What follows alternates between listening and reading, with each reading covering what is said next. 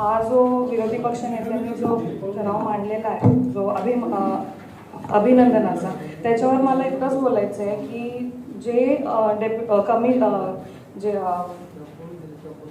मुख्यमंत्री आपले सन्माननीय देवेंद्र फडणवीस साहेबांनी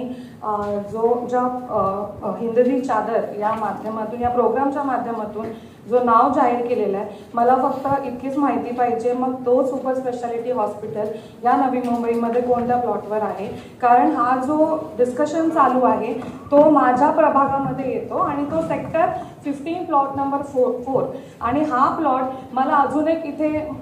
सूचना मला सांगायचं आहे सभागृहाला की हा जो हॉस्पिटल होतोय तो अत्यंत महत्त्वाचा आहे आमच्या प्रभागाला देखील आणि संपूर्ण नवी मुंबईला. कारण हा संपूर्ण नवी मुंबईमध्ये जी आरोग्य सेवा आहे, मी आरोग्य सभापती राहिलेली आहे, त्याच्यावर 2-2.5 वर्ष मी काम केलेलं आहे आणि तेव्हापासून आजपर्यंत देखील मी त्या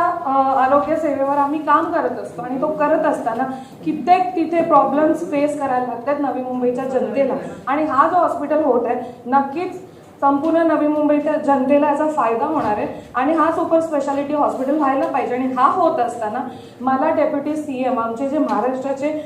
सन्माननीय आणि आमचे पक्षप्रमुख आहेत त्यांचे देखील अभिनंदन करायचे, कारण त्यांनी हा जो प्लॉट आहे तो नवी मुंबईकरांना 0 व्हॅल्यूमध्ये दिलेला आहे. GST देखील रद्द केलेली आहे आणि त्याची सोशल प्राईस मध्ये हा प्लॉट तिथे देण्यात आलेला आहे. तर नक्कीच त्यांचा इथे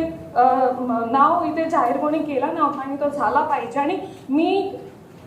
महाराष्ट्राच्या CMचा देखील इथे